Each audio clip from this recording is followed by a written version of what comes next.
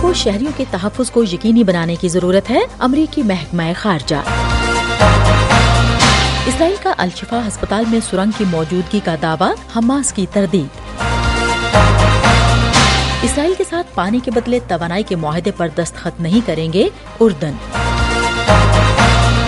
Voice of America Washington سے اہم خبروں کے ساتھ سعدیہ زیب رانجھا۔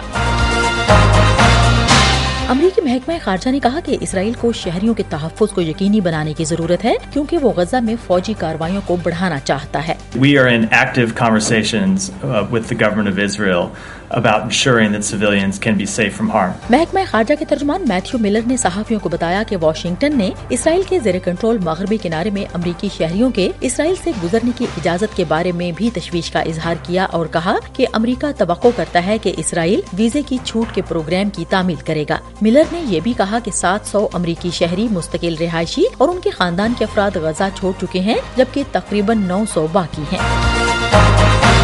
ہم وائس آف امریکہ واشنگٹن سے آپ سے مخاطب ہیں۔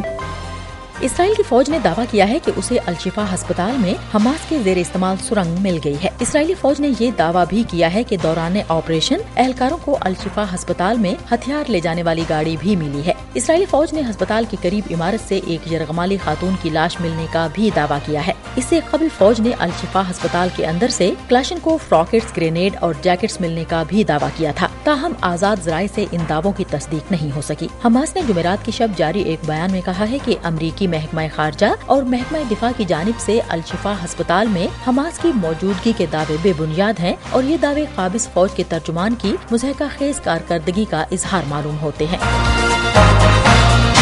اردن کے وزیر خارجہ نے الجزیرہ ٹی وی پر ایک انٹرویو میں کہا کہ اردن اسرائیل کے ساتھ پانی کے بدلے توانائی کی فراہمی کے اس معاہدے پر دستخط نہیں کرے گا جس کی توثیق گزشتہ ماہ ہونی تھی۔ سفادی نے انٹرویو میں فلسطینی عسکریت پسند گروپ حماس کے ساتھ اسرائیل کے تنازع کے حوالے سے کہا کہ اس علاقائی پروجیکٹ کے بارے میں ہم نے علاقائی سطح پر مذاکرات کیے تھے اور اس جنگ نے ثابت کر دیا ہے کہ اس پر اب پیش رفت نہیں ہو سکے گی۔ انہوں نے مزید کہا کہ اردن کی تمام کوششیں اس کارروائی کے خاتمے پر مرکوز تھیں جسے انہوں نے اسرائیل کے ہاتھوں حماس کے زیر انتظام محصور غزہ میں انتقامی کارروائی قرار دیا۔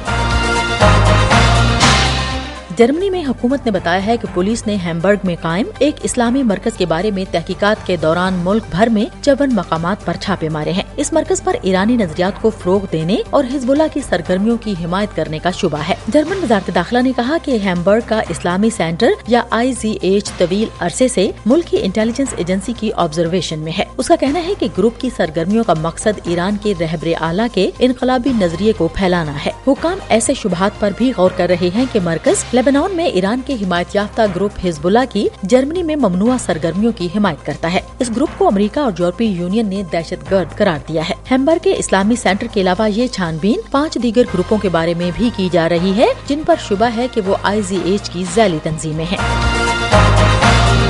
ہم وائس آف امریکہ واشنگٹن سے آپ سے مخاطب ہیں۔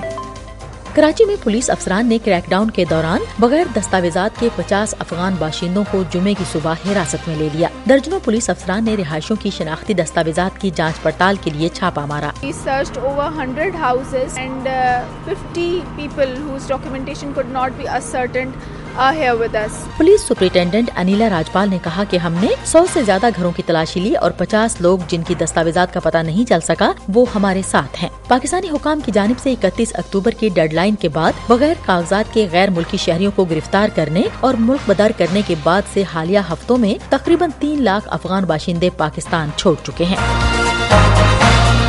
اور نئی دلی میں حکومت زہریلے اسموگ کا حل تلاش کر رہی ہے اور اس مسئلے سے نمٹنے کے لیے شہر میں اسکول بند رہے اور تمام تعمیرات پر پابندی لگا دی گئی ہے جس سے ہزاروں مزدوروں کے مصائب میں اضافہ ہوا ہے اور غیر ضروری ٹرکوں کو شہر میں داخل ہونے سے روک دیا گیا ہے۔ سوئس گروپ IQ ایئر کے مطابق جمعرات کو نئی دلی دنیا کے سب سے آلودہ شہر کے طور پر سر فہرست رہا۔ سپریم کورٹ نے فصلوں کی باقیات کو جلانے پر بھی پابندی کا حکم دیا ہے لیکن مقامی میڈیا رپورٹس کے مطابق کسان اس حکم کی خلاف ورزی کر رہے ہیں۔ اس کے ساتھ ہی اہم خبروں کا یہ بلٹن اب ختم ہوتا ہے۔ سعدیہ زیب رانجھا اور ایڈیٹر بہجت جلانی کو اجازت دیجیے۔